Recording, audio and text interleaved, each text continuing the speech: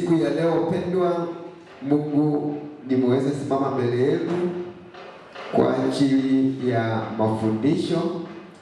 Ninajua kwamba mafundisho ndio msingi wa neno la Mungu, na hiyo mafundisho ndio inafanya kukua katika kiroho na kupata neno la Mungu kwa upana na urefu. Bwana Yesu asifiwe sana. Basi bila kupoteza wakati, ninajua Jumapili iliyopita nilikuwa nazungumzia mwanadamu wa kwanza ambayo Mungu aliweza kuumba, na akawa ya kwamba katika hali hiyo tukakuwa na mtu mwingine ambaye anaitwa Lucifer ama Shetani, akajitokeza baada ya mwanadamu wa kwanza kuumbwa. Bwana Yesu asifiwe sana. Na katika hiyo tunaposoma katika maandiko matakatifu tunaona ya kwamba wakati Mungu alipokuwa akiumba nchi, tunaona ya kwamba kulikuwa na watu wengine walikuwa wanaishi. Bwana Yesu asifiwe sana. Tukakuja tukaona kabla Mungu akichaumba nchi, tunaona kuna watu wengine walikuwa wanaishi na walikuwa wanaitwa malaika wa Mungu. Bwana Yesu asifiwe sana. Hawa ndio walikuwa wakimwabudu Mungu, wakiimba, wakumsifu, na katika nafasi hiyo Mungu alikuwa anapata utukufu kupitia katika malaika wakiimba, wakimtukuza na wakiendelea kumsifu. Na katika hiyo nafasi Mungu akaona ya kwamba sio vyema nchi kukaa bila ekae nchi kavu, na akasema ya kwamba wacha nitengeneze mwanadamu kwa mfano wangu. Bwana Yesu asifiwe. Hapo utapata katika maandiko matakatifu katika kitabu cha Mwanzo kuanzia mlango wa kwanza 26 mpaka kuendelea, tunaona Mungu akijitokeza pamoja na Mungu akijitokeza. Ukisoma katika kitabu cha Mwanzo 26:27 tunaona Mungu akijitokeza kwa kinaka upaka, akasema ya kwamba sio vyema, the Bible says sio vyema ya kwamba nchi ikae kafu, na akasema ya kwamba let us make man in our image, in our likeness, and let them rule over the fish of the sea and the birds of the air, over the livestock, over the earth, and love all the creatures. Bwana Yesu asifiwe sana. Hayo ndio matamshi ya Mungu ambaye alikuwa akizungumza ya kwamba wacha nitengeneze mwanadamu kwa mfano wangu. Bwana Yesu asifiwe sana. Kwa hivyo Mungu alipokuwa akinena hayo, hakukuwa na maandishi ya kwamba alikuwa yeye ni Mungu ni utatu. Alikuwa Mungu Mwana, Roho Mtakatifu na yeye mwenyewe, ya kwamba walikuwa pamoja, na akasema ya kwamba pamoja na malaika, na akasema ya kwamba ninafaa nitengeneze mwanadamu kwa mfano wangu, yani katika kiroho, yani huyu mtu ambaye anatengenezwa afanye majukumu ya kutekeleza kazi ya Mungu. Mungu alikuwa anakaa mbinguni na hapa duniani ameandalia mwanadamu yeye aweze akikaa na akiangalia vile viumbe ambayo Mungu ametengeneza, ili aweze kuilinda na kuipatia nafasi nzuri sana, na kuipatia nafasi nzuri na kuilinda na kuilisha. Kwa hivyo katika hiyo nafasi Mungu alikuwa ametengeneza mwanadamu wa kwanza Adam, yeye awe mfalme wa dunia. Bwana Yesu asifiwe sana. Hiyo ndio wajibu wa Mungu ambayo alipokuwa akitengeneza. Katika hiyo nafasi kulikuwa na mtu mwingine ambayo alikuwa kiongozi wa kusimamia malaika. Yeye ndiye alikuwa mwimbaji mkuu sana. Katika nafasi hiyo alikuwa akiimba, akimtukuza Mungu, akipatia Mungu sifa. Yeye alikuwa anaitwa malaika mkubwa. Lakini katika hiyo nafasi yeye akainuka na akakuwa so much proud, na akafanya ikawa ya kwamba yeye akataka kujilinganisha na Mungu. Lakini katika hiyo nafasi Mungu hakukuwa kumpatia kibali ya kukua yeye awe kiongozi mkubwa katika mbinguni. Yeye alikuwa anataka kujipendekeza, lakini kwa sababu Mungu naye sio kama mwanadamu, akaangalia jinsi yeye ndani ya roho yake anapokuwa, na akaona huyu mtu atakuwa na shida katika kazi yake, akamchukua akamrusha kutoka mbinguni akamrusha duniani. Na hapa duniani tulikuwa tayari ametengenezea Adam yeye awe mfalme ya kuongoza katika duniani. Na yeye aliporusha hapa duniani, kwa sababu alikuwa na nguvu, alikuwa na mamlaka, alikuwa akitembea, yeye mwili wake ulikuwa na ng'aa, anapotembea mahali penye kuna kisa, anapopita mahali hapa inakuwa mwangaza. Kwa hivyo katika nafasi hiyo Mungu alipomtupa hapa duniani, aliweza akamwondolea mamlaka, akamwondolewa kila kitu, akakuwa katika mtu wa kawaida. Lakini kwa sababu yeye halikuwa ni mtu ambaye alikuwa tayari ni mtu ambaye amepewa kibali. Bwana Yesu asifiwe sana. Tumefundishwa kwamba kibali ni ile kitu ambayo Mungu aliweka ndani mwako kabla hujazaliwa. Kibali ni hiyo nafasi ambayo Mungu alipokuumbia katika maishani mwako kabla hujazaliwa. Unapoendelea unajua kwamba hata Esther alipokuwa msichana mdogo, Mungu alikuwa kumwekea kibali ndani mwake. Wakati alipoenda kwa mfalme kuweza kurembekeza mbele ya mfalme, yeye tayari alikuwa na kibali Mungu alikuwa kumwekea ndani mwake. Kwa hivyo katika hii nafasi, huyu Lucifer ambaye ni shetani alikuwa na kibali pia. Bwana Yesu asifiwe sana. Alikuwa na kibali. Mnaona katika shamba ya Edeni aliweza akajitokeza na akaweza akaambia Hawa ya kwamba ile maagizo ambayo Mungu alipatia Adamu akaipatilisha. Alipopatilisha ikawa ya kwamba Hawa akaweza akamfuata na akamkubali na akaweza kumwingiza katika kutenda dhambi. Hapo akapata nafasi ya kuweza kuenduka. Hapo ndio Adam akapoteza kibali yake ambayo Mungu alimwekea ndani mwake. Bwana Yesu asifiwe sana.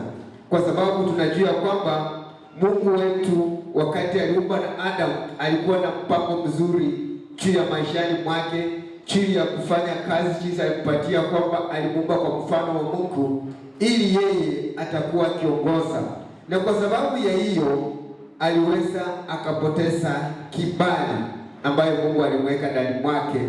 Ndiposa Mungu akakuja baada ya hayo akaleta mwanadamu wa pili ambaye anaitwa Yesu Kristo. Bwana asifiwe sana. Katika uumbaji wa Mungu alitengeneza watu wawili. Wa kwanza ni Adam, wa pili ni Yesu Kristo. Huyo ndio alikuwa mwanadamu wa mwisho. Yeye ndio alikuja kushika ama kutekeleza wajibu wenye Mungu, mpango wenye Mungu alikuwa nao kuhusu mwanadamu. Wakati Adamu aliweza kupoteza kibali mbele ya Mungu, ilibidi Mungu achukue nafasi ya kutengeneza mwanadamu wa pili. Huyu ndio ambayo alikuja ili kukomboa ile shetani ambayo aliweza kuharibu kupitia kwa mwanadamu wa kwanza ambaye anaitwa Adam. Mungu akakasirika na akafanya ya kwamba ile mambo ambayo Mungu alikuwa naye na kusudi na malengo ya kutengeneza nchi ikawa ya kwamba itaendelea tena, bali laana ikakuja katika duniani. Mungu akaweza kulaani duniani, tukakuwa na kifo, watu wakapata kupitia katika maisha mbalimbali ambao hawakutarajia, kwa sababu huyu Lucifer ambaye ni shetani alijua siri ya Mungu alikuwa naye ya kuumba mwanadamu, kwa sababu alijua kwamba huyu Adam atakuwa mfalme wa nchi, na kupitia kwa huyu hivyo yeye akachukua kifunguo ama akachukua kibali ilikuwa ya Adam akakiweka katika mikononi mwake, na yeye akakuwa mfalme wa duniani. Bwana Yesu asifiwe sana. Katika hiyo mfalme wa duniani, yeye alikuwa na nguvu na akaweza kuhakikisha kwamba chochote ambayo inafanyika hapa duniani silikuwa ya kwamba anaabudu Lucifer, kwa sababu tayari amechukua mamlaka kwa Adamu wa kwanza. Yeye amejitwika, yeye ndio mfalme wa duniani. Bwana Yesu asifiwe sana. Ndio kwa sababu Mungu naye akasema sitakubali mwanadamu sitakubali Lucifer ama shetani achukue mamlaka ya watu wangu, mimi nitaduma mwanadamu wa pili. Bwana Yesu asifiwe sana. Kwa hivyo mwanadamu wa pili tunaona katika maandiko matakatifu anakuja katika duniani, anakuja, Biblia inasema ya kwamba anakuja kusaliwa. Unaposoma katika kitabu cha Isaya mlango wa 7 mstari wa 14, the Bible says a virgin will conceive by the Holy Spirit and will bring him to a part God. Biblia inasema kwamba mwanamwali ambaye Mungu amemtayarisha atazaa mtoto ambaye anaitwa Yesu ama Emanueli, imaanisha kwamba Mungu ako pamoja nasi. Huyo ndio atakuja kuwa mwanadamu wa pili ya kukuja kukomboa nchi yetu. Bwana Yesu asifiwe sana. Kwa hivyo katika hii nafasi tunapata Yesu Kristo anakuja ili sasa sisi tupate wokovu, sisi tupate nafasi ya kumjua Mungu, kwa sababu kupitia kwa Yesu Kristo atakuja kutupatanisha pamoja na Mungu, kwa sababu baada ya mwanadamu wa kwanza kufanya dhambi, kutengana na ukuu wa Mungu, Mungu akaleta akakuwa na hasira, ikawa ya kwamba Mungu akasababisha sisi wote tumekosesha katika uwepo na Mungu. Kwa hivyo akaleta Yesu Kristo, akakuja akatupatanisha na Mungu. Na kukuja kwake Yesu Kristo kulikuwa na sababu. Tunaposoma kitabu cha John chapter 1 verse 1 to 14, John chapter 1 verse 1, the Bible says, in the beginning there was a Word, and the Word was with God, and the Word was God. And the Word became flesh and lived for a while among us. Bwana asifiwe sana. Baba, Biblia inasema ya kwamba hapo mwanzo kulikuwepo na neno, na hili neno likabadilika likakuwa mwili, kupitia likakuja likasaliwa likakawa Mungu. Bwana Yesu asifiwe sana.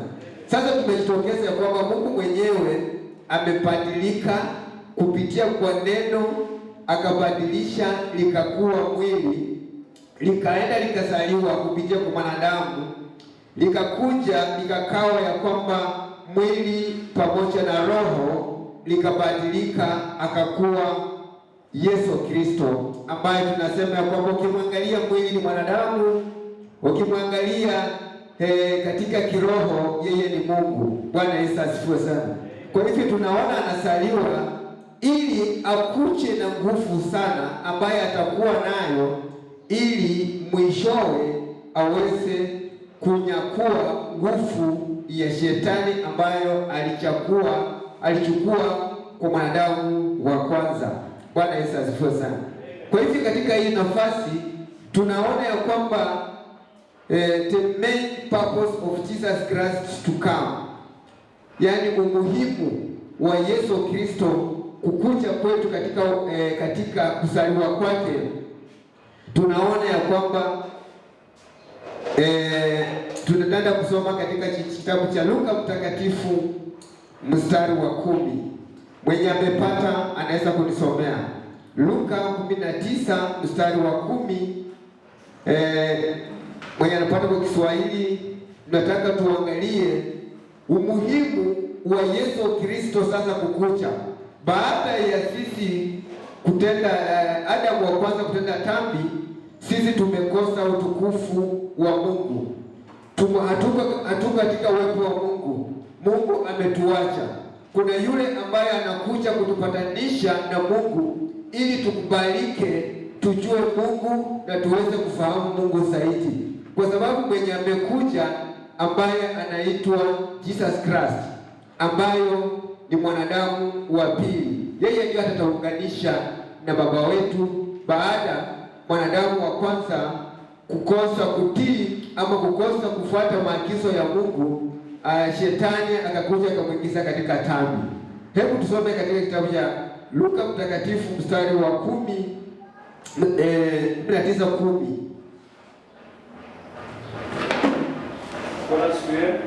Amen.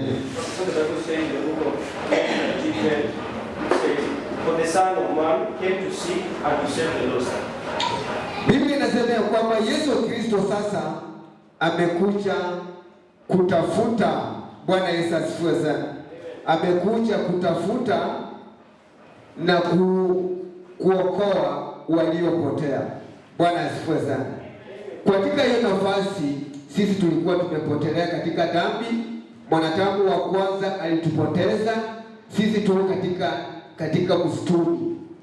Kwa hivyo hatujui tunaenda wapi, hatujui mahali penye tuko, lakini mwenye amekuja sasa, elimu yake ya kwanza tuseki kutafuta wale ambao wamepotea na kuwarejesha katika mkono mwa Bwana. Bwana Yesu asifiwe sana.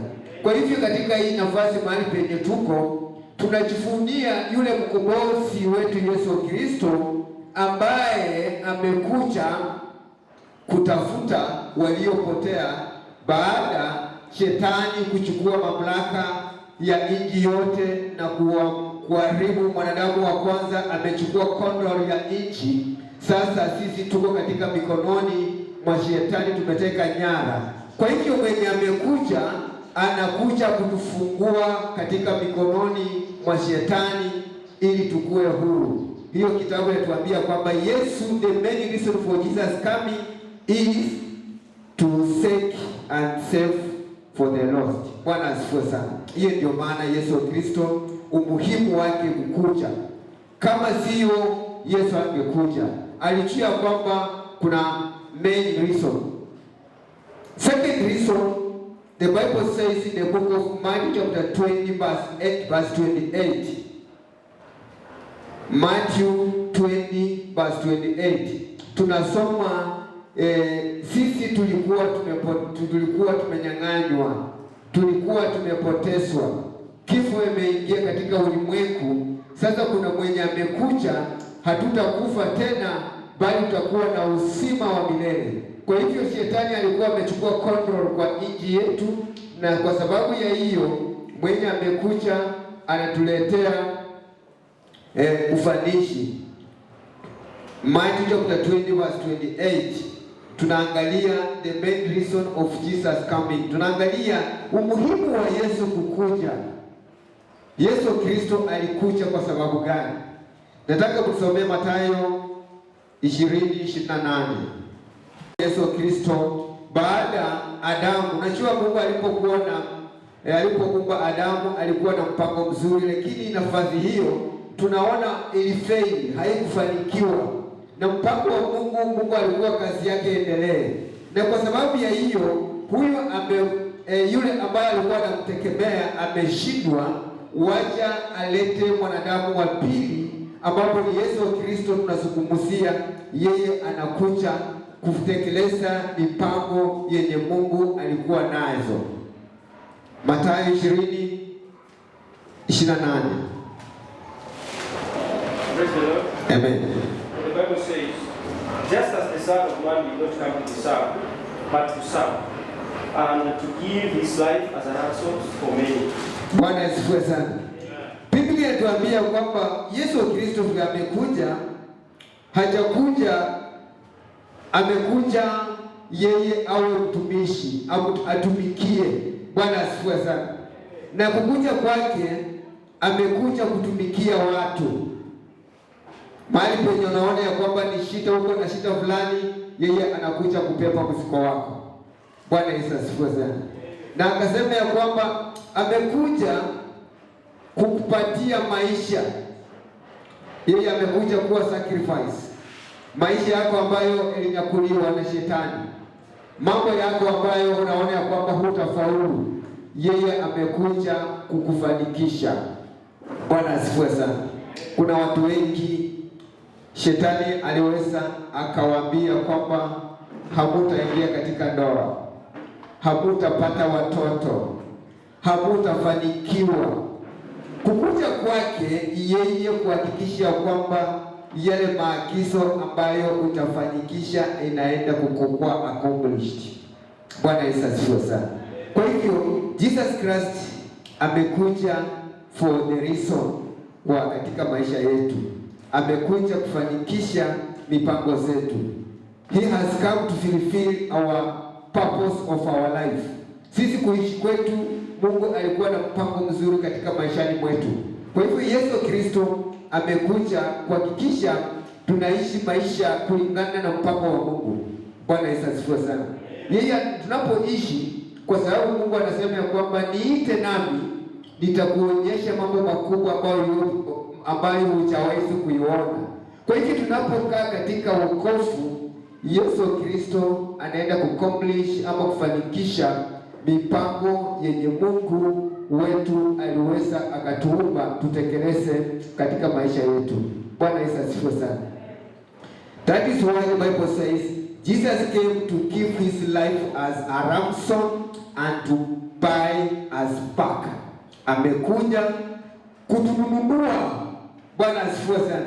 Tulikuwa tumenunuliwa na shetani, tumekuwa wafanyakazi wa shetani, sasa amekuja kutununua back, aturudishe kwa Mungu. Bwana Yesu asifiwe sana. Huyu ni mtu wa maana sana. Huyu ni mtu ambayo anatufanikisha katika maishani mwetu.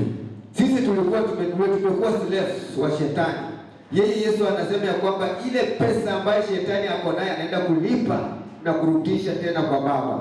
That is why the Bible says, anasema ya kwamba to give his life as back ransom to buy us back. Bwana asifiwe sana. Tuangalie that point. The Bible says Jesus came to destroy the work of Satan in our life. Jesus came to destroy the work of Satan in our life. Wapendwa, ile mambo ambayo ulikuwa umefanya, ile mitego ambayo wazazi wako walifanya, ile mambo ambayo walisema ya kwamba hutafaulu katika maisha, wale wakanga ambayo walikoroga wakakufakisha katika mambo ambayo wakisema ya kwamba wewe hutaoleka ama hutapata nyumba. Kwa hivyo hiyo kazi ambayo wachawi na wakanga walipeleka wakupeleka mahali popote, Biblia inasema ya kwamba Jesus has come to destroy the work of Satan. Kazi ambayo umetekwa amekuja kuharibu. Bwana asifiwe sana. Huyu Yesu ni mtu wa maana sana. Alikuja kuharibu kazi ambayo uliwekwa, mambo ambayo umetekwa. Kuna mambo ambayo wewe unapokaa haiendi sambamba. Kuna mambo ambayo unakaa katika mahali ya shida. Kuna mambo ambayo unakaa maisha ambayo sio yako. Maisha ambayo unakaa maisha kung'ang'ana. Hiyo maisha sio yako. Yesu amekuja kuharibu hiyo maisha ambayo ambayo unaishi. Bwana asifiwe sana. Kuna watu wakupenda wakawa katika amani. Wanakaa tu kila wakati. Yaani amekaa tu katika mahali penye anakaa tu maisha ya kustruggle. Na anajua hiyo maisha ambayo unaishi yako. Una struggle all the time. Lakini Yesu amekuja kuharibu hilo maisha ambayo unakaa ukae maisha ya amani. Ukae maisha ya upendo. Ukae maisha ya freedom. Ukae kama watu wengine. Wewe unapopata pesa yako ni mambo ya shida. Unapata pesa ishikiki. Unafanya kazi lakini unaona mpaka yendi. Bwana Yesu asifiwe sana. Shetani aliharibu nyota yako na akashika na akasika chini wewe unakanga tu yale ueleweki. Bwana asifiwe sana. Hapo ndio anasema ya kwamba amekuja to destroy the work of Satan in our life. Bwana asifiwe sana. Unaona huyu Mungu ni Mungu wa maana sana. Yaani wewe unapokaa haukai na amani. Unakaa ni kama wewe umechukiwa. Unakaa ni kama wewe yani watu wanakuchukia mahali penye unakaa hauna amani. Bwana asifiwe sana. Kuna mtu ambaye aliingia kwa maisha yako na karibu. Kuna mtu ambaye alikutasamia, aliona wewe ni mtu wa kwenda mbali. Na akachukua nyota yako na akachukua na karibu. Kwa hivyo katika maisha unaishi maisha ya kuhangaika, maisha magumu. Yesu amekuja kudestroy hiyo kazi ambayo shetani amepanda katika maisha yako. Bwana Yesu asifiwe sana. Tunapata katika kitabu 1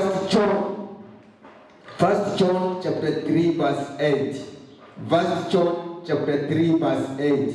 The Bible says, he who does what is sinful is of the devil, because the devil has been sinning from the beginning. The reason for the Son of God appeared was to destroy the devil's work. The reason for the Son of Man to appear was to destroy the devil's work. Bwana asifiwe sana. Hiyo ni jambo la muhimu sana. 1 John verse 3 to 8. Verse 8. Kazi yake ni kuharibu. Wakati mpendwa unaenda kwa makoti, unaomba huyu Yesu, mwambie Mungu, mimi sasa maisha ambayo naishi Mungu sio maisha yangu. Ninaomba na kuharibu na kuteketeza mipango ya kiza shetani. Unapoomba maombi hayo, Yesu ataingilia kati na kuteketeza kazi ya shetani. Basi point number 4, pendwa, of the point number 4, the Bible says it gives us eternal life. Anatupatia maisha ile ambayo tunaishi milele na milele. What does it mean? Bwana asifiwe sana. Umeona watu siku hizi wanakufa kifo tu kawaida. Huyu amekufa, wanazika, anaenda na harudi tena. Bwana asifiwe sana. Lakini huyu Yesu anasema kwa sababu tayari Mungu alitekeleza kwamba mwanadamu alipozaliwa na mwanamke, kuishi kwake ni maisha machache. Bwana asifiwe sana. Hiyo ni laana ambayo ilitoka kwa Mungu wakati Mungu Adamu wa kwanza alipokosa.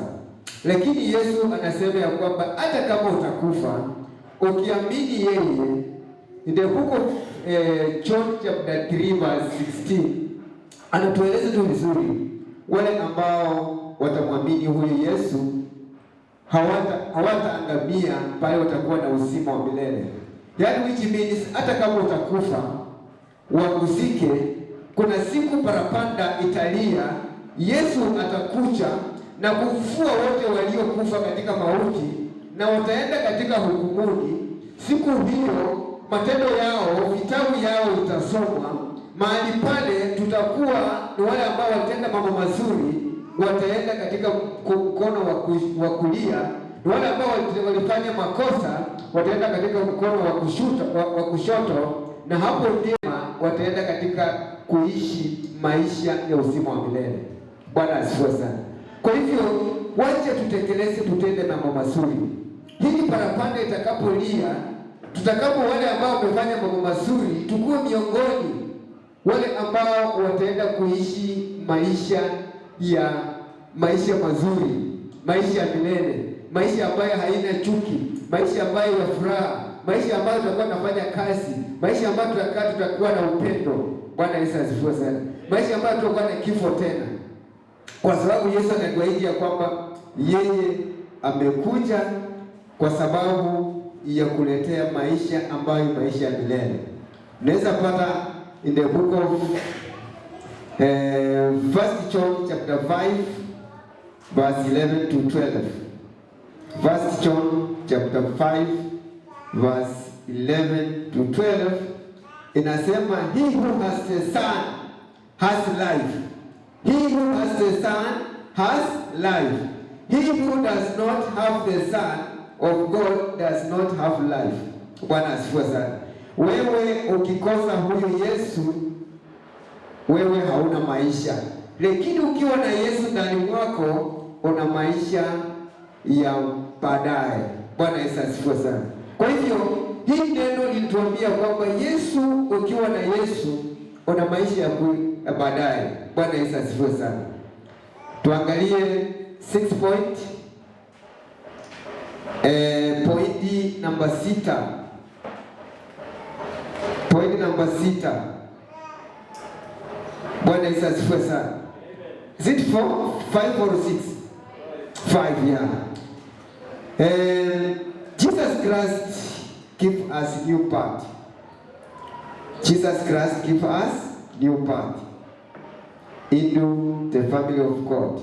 Bwana asifiwe sana. Yaani tukiwa na Yesu Kristo ndani mwetu, tutakuwa tumesaliwa upya. Bwana asifiwe sana. Ya kale yamepita, tumekuwa wapya katika Yesu Kristo. Bwana asifiwe sana. Wakati unapokubali Yesu Kristo, mambo ya kale imeisha, tumekuwa wapya katika Yesu Kristo. Tutakuwa tumefanyika wana wa Mungu kupitia kwa Roho Mtakatifu. Kwa hivyo tutakuwa tumekubalika mbele za Bwana. Jambo lingine ya kwamba unapokubali kuwa kuzaliwa kuwa new birth in Christ, maanisha kwamba ile laana zile za babu zetu ambayo walisema ya kwamba wewe hutafanya hivyo, dhambi ya baba yako ambaye alifanya kabla hujazaliwa, unapokuwa kiumbe kipya yote itakuwa imeondolewa. Bwana asifiwe sana. Hakuna kitu itakufuata tena, kwa sababu inasema ya kwamba umekuwa kiumbe kipya, ya kale yameondoka, umekuwa the new birth. Kwa hivyo tunapokaa katika Yesu Kristo, wacha upendwa, laana zote za baba zetu ambayo watuleani kabla hawajakufa na wamekufa katika kaburini, hizo laana zitakuwa kwetu tena. Tutakuwa tumeondolewa hizo laana na tutakuwa kiumbe kipya katika Yesu Kristo, na Yesu Kristo ametufanya kuwa wana wa Mungu kupitia kwa Roho Mtakatifu. Bwana Yesu asifiwe sana. Basi tunaweza pata in the book of 1 John chapter 3 verse 1 to 2.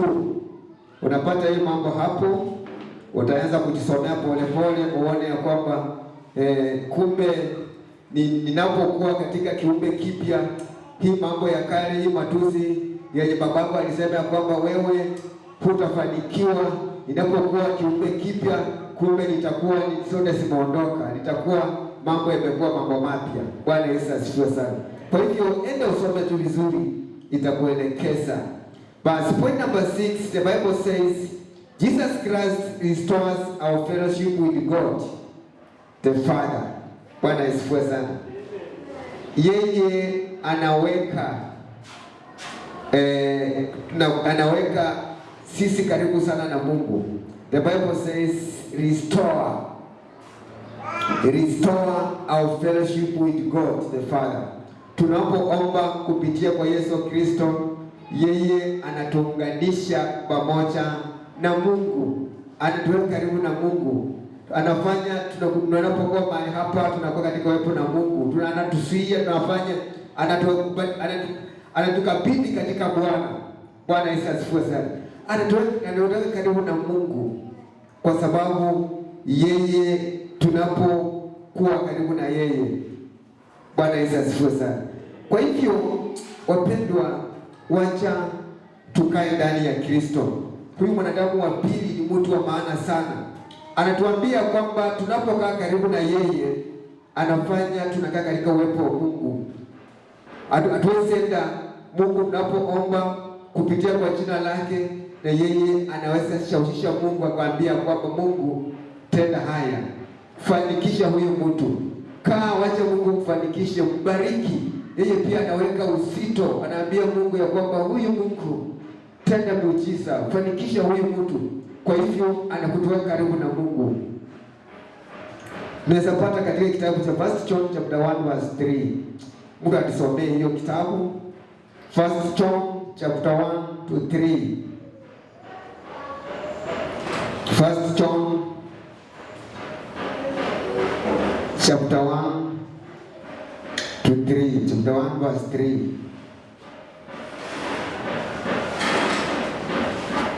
Praise the Lord. Amen. First John chapter 1 says, we proclaim to you what you have seen and heard, so that you also may have fellowship with us, and our fellowship is with the Father. We proclaim to you what you have seen and heard, so that you also may have fellowship with us, and our fellowship is with the Father and with the Son, that is Jesus Christ. Amen. Wacha tusome Kiswahili tuone Kiswahili.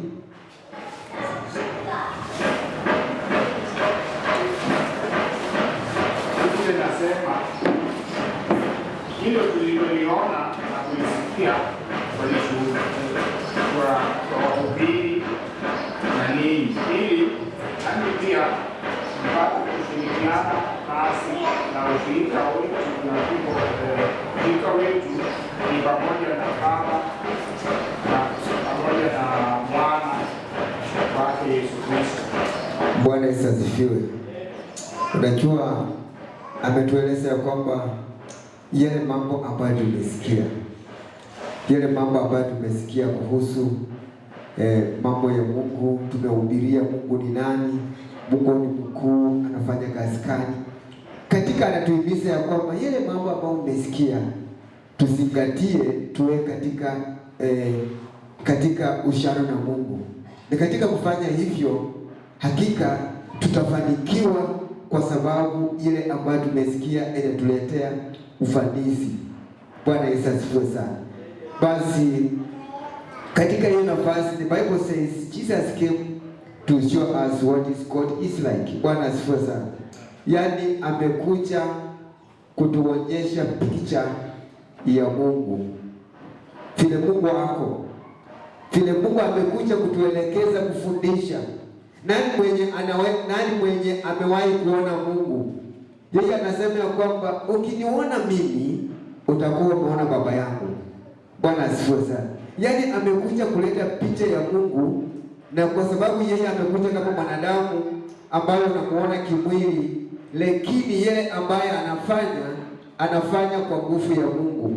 Tunaona Yesu Kristo akifanya miujiza, akiponya na akitenda mambo makubwa katika wakati alipokuwa katika kazi yake. Kwa hivyo anasema ya kwamba tukimwona Yesu tayari tumeona Mungu, picha ya Mungu ndani mwake. Bwana Yesu asifiwe sana. Kwa sababu kazi ambayo alikuwa anafanya kwa ajili ya utukufu ya Mungu. Alikuwa anafanya kwa ajili ya kufanya kazi ya Mungu ionekane, na kazi ya Mungu itendeke. Kwa hivyo wapendwa, siku ya leo tulikuwa tunazungumza kwa watu wawili. Mtu wa kwanza alikuwa mwanadamu wa kwanza, Adamu. Wa pili tunaona ni Yesu Kristo. Katika hiyo watu wawili, na tunaona kuna mtu ambaye anaitwa Shetani, Iblisi. Aliweza akajaribu mtu wa kwanza na akamfaulu. Tunaona tena amekuja katika mwanadamu wa pili, lakini hakumweza, kwa sababu huyu mwanadamu wa pili alikuwa katika mwanadamu, tena katika Mungu wako ndani mwake. Kwa hivyo alijaribu katika kuweza kumfanya mwanadamu wa pili ili amwangamize, lakini hakumweza. Mlimuona katika Yesu Kristo alipokuwa jangwani, Shetani huyo alienda akamjaribu mtu amefunga siku 40, na akamwambia kwamba wewe ukiniabudu mimi nitakupatia dunia hii yote. Akamwambia kwamba kama wewe ni mwana wa Mungu, badilisha haya mawe iwe mkate ule, kwa sababu umekaa njaa kwa 40 days. Lakini Yesu akamwambia imeandikwa, mtu hataishi kwa sababu ya chakula. Bwana Yesu asifiwe sana. Kwa hivyo huyo Shetani pia alimjaribu, lakini kwa sababu kukuja kwake Yesu Kristo alikuja kudestroy the work of Satan in our life, ikawa ya kwamba hiyo ndio the main theme ya Yesu Kristo alipokuja. Lakini yeye kama hangekuwa na hiyo madhumuni ama na hiyo fikira, huyu jamaa angemwangamiza. Lakini kwa sababu yeye alikuwa upande mwingine Mungu, upande mwingine mwanadamu, hangeweza kumpata nafasi ya kumweza kumjaribu. Sasa tunaona ya kwamba huyu mwanadamu wa pili alikuwa nusu Mungu nusu mwanadamu. Kwa sababu ndio naona siku hii ilipofika aliweza akakufa mwili, na baadaye akafufuka akapata mwili ambapo wa Mungu mwenyewe, ile mwili ya utakatifu. Kwa hivyo tunajua kwamba katika hii nafasi tumejifunza ya kwamba huyu mwanadamu ambaye amekuwa wa pili, huyu Yesu Kristo, ndio alikuwa maana sana katika maisha yetu. Yeye ndio amekuja kutukomboa na kutuletea maisha mazuri, na amekuja kuangamiza kazi Shetani ambayo alikuwa nayo, na amekuja tena kujifanya yeye ndio kondoo wa mwisho, kusacrifice because of our life, ili tupate maisha mazuri. Na kuja kwake ametuletea kwamba ili tukinapomwamini tutakuwa na uzima wa milele. Kwa hivyo huyu ambayo alikuwa mwanadamu wa pili, yeye alikuwa ni mtu wa maana sana katika maisha yetu, katika wokovu wetu.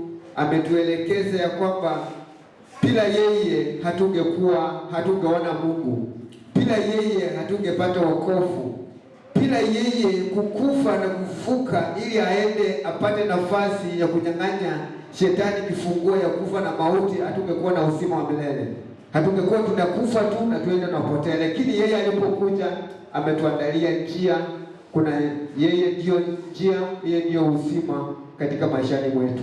Kwa hivyo siku ya leo wapendwa, ningependa tujue ya kwamba katika maisha yetu, katika safari ya wokovu yetu, tumeanzia katika mbali sana. Adamu alishindwa, tukakucha kwa sababu ya upendo wake Mungu, tukapata mtu ambaye Yesu Kristo, yeye ndiye amefanya kazi yote na akatufanikisha kupitia katika wokovu, tukapata kibali mbele za Mungu. Bwana asifiwe sana. Kibali ambacho tunashukuru Mungu ametupatia yeye, ambayo kupitia kwake najua kwamba sisi tumekuwa washindi, na amesema ya kwamba katika wokovu tukae katika njia ya utakatifu. Tunapoka katika njia ya utakatifu, tunaona ya kwamba Mungu atakuwa pamoja nasi. Ya pili, tuwe watu wa kunyenyekea. Tukinyenyekea kwa kila jambo, hakika huyu Yesu atakaa na sisi, atatuonekania. Kitu ya tatu, tuwe watu wa kuomba, kwa sababu Yesu Kristo alipokuwa jangwani alikuwa anaomba, alikuwa anafunga 40 days praying. Amesema, Mungu nipatie kibali ili shetani atakapopata nafasi kukuja ili niwe nimesha. Lakini tunaona ya kwamba alipo katika jangwani maombi yake iliweza kumstabili na akashinda shetani. Nasi nakwambia kwamba katika nyumba yako, mahali popote huko, kaa katika hali ya kuomba, kwa sababu inajua kwamba huyu shetani ambaye alitesa Adamu wa kwanza, wa pili ameteseka. Kwa hivyo hako tayari pia kusimama pamoja na wewe. Kwa hivyo kaa katika maombi, kaa katika kuwa mwaminifu kwa kazi ya Mungu. Ukiwa katika mwaminifu kazi ya Mungu, utembea katika njia ya utakatifu, uwe mtu wa kunyenyekea, uwe mtu wa kuomba na kutafuta njia ya Yesu Kristo, hakika utakaa katika maisha mazuri na Mungu atakuwa pamoja nao. Tusimame.